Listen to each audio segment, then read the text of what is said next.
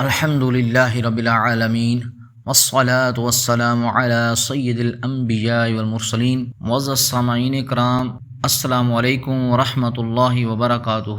معزز سامعین کرام، درود شریف کے بڑے فضائل اور برکات ہیں، ان میں سے چند میں آپ کے سامنے ذکر کروں گا۔ درود شریف سے مصیبتیں ٹلتی ہیں، بیماریوں سے شفا حاصل ہوتی ہے، خوف دور ہوتا ہے، ظلم سے نجات حاصل ہوتی ہے، دشمنوں پر فتح حاصل ہوتی ہے، دل میں آقا کریم علیہ الصلاۃ والسلام کی محبت پیدا ہوتی ہے اور اللہ کی رضا حاصل ہوتی ہے۔ فرشتے اس کا ذکر کرتے ہیں، دل و جان، اسباب و مال کی پاکیزگی حاصل ہوتی ہے، برکتیں حاصل ہوتی ہیں، اولاد در اولاد 4 نسلوں تک برکت رہتی ہے۔ درود شریف پڑھنے سے قیامت کی ہولناکیوں سے نجات حاصل ہوتی ہے، سکرات موت میں آسانی ہوتی ہے، دنیا کی تباہ کاریوں سے نجات ملتی ہے، تنگ دستی دور ہوتی ہے، بھولی ہوئی چیزیں یاد آ جاتی ہیں۔ درود شریف پڑھنے والا جب پل صراط سے گزرے گا تو نور پھیل جائے گا اور وہ ثابت قدم ہو کر پلک جھپکنے میں نجات پا جائے گا۔ عظیم تر سعادت یہ ہے کہ درود شریف پڑھنے والے کا نام حضور اکرم صلی اللہ علیہ وآلہ وسلم کی بارگاہ میں پیش کیا جاتا ہے۔ تاجدار کائنات خاتم الانبیاء محمد مصطفیٰ صلی اللہ علیہ وسلم کی محبت بڑھتی ہے، نبی کریم علیہ الصلوۃ والسلام کی خوبیاں اور اچھائیاں دل میں گھر کر جاتی ہیں۔ کثرت سے درود شریف پڑھنے سے نبی کریم علیہ الصلوۃ والسلام کا تصور ذہن میں قائم ہو جاتا ہے۔ خوش نصیبوں کو درجہ قربت مصطفیٰ صلی اللہ علیہ وآلہ وسلم حاصل ہو جاتا ہے، خواب میں آقا کریم علیہ الصلوۃ والسلام کا دیدار نصیب ہو جاتا ہے۔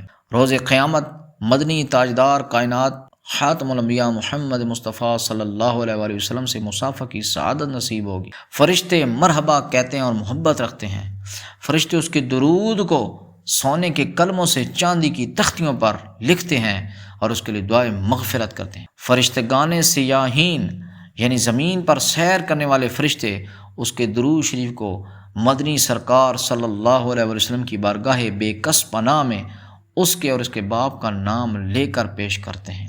حضرات گرامی، خود بھی درود شریف پڑھیں، اپنے بچوں کو بھی بچپن سے درود شریف پڑھنے پر لگا دیں۔ جو بچپن سے درود پاک پڑھتا ہے وہ بچپن سے کامیابی کی راہ پر چل پڑتا ہے، ان کی جان اور ایمان کی بھی حفاظت ہوگی اور وہ جوان ہوتے ہی روحانیت یعنی ولایت میں بہت بڑا مقام حاصل کر چکے ہوتے ہیں، اور دنیا اور آخرت کی کامیابی اور کامرانی ان بچوں کا مقدر بن جاتی ہے۔ جہاں بھی قدم رکھتے ہیں کامیابی قدم چومتی ہے۔ کثرت سے درود شریف پڑھیں، خود بھی پڑھیں اور لوگوں کو بھی دعوت دیں۔ اللہ تبارک و تعالی ہم سب کو نبی کریم علیہ الصلوۃ والسلام کا دیدار نصیب فرمائے۔ ایک بھائی کہتا ہے کہ میں نماز عشاء کے بعد اپنی معمولات کی تسبیحات کرنے کے بعد بیٹھا تو مسجد کے امام صاحب جن کا نام ولی محمد تھا میری طرف دیکھ رہے تھے۔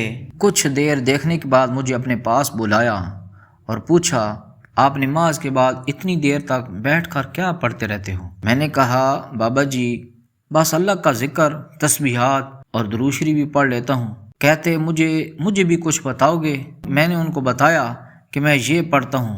فرمانے لگے، میں روزانہ 500 بار درود پاک اور 500 بار استغفار پڑھتا تھا، کافی عرصے سے نہیں پڑھ پایا تو مجھے خواب میں خانہ کعبہ اور کبھی گنبد خضرا کی زیارت ہوتی۔ ایک بار خواب دیکھا کہ میدان ہے، لوگ اس طرف جا رہے ہوتے ہیں، میں بھی جا رہا ہوتا ہوں، لوگوں سے پوچھتا ہوں کہاں جا رہے ہو؟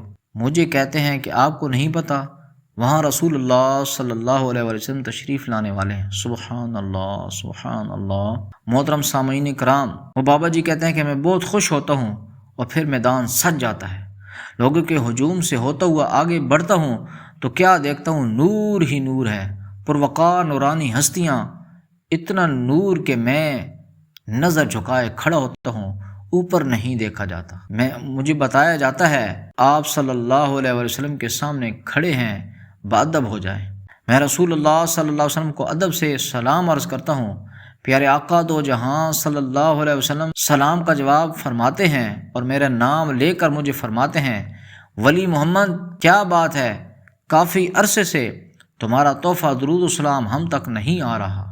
میری آنکھوں میں آنسو ہوتے ہیں اور آنکھ کھل جاتی ہے۔ وہ امام مسجد ولی محمد قاری صاحب یہ خواب مجھے سناتے رو پڑے اور مجھے بھی رلا دیا۔ میں نے ان کے ہاتھ چومے، ان کی آنکھوں کی چمک آج بھی مجھے یاد ہے۔ اللہ کریم ہمیں ادب سے درود و سلام پڑھنے اور پڑھانے والا بنا دے۔ وما علینا الا البلاغ المبین۔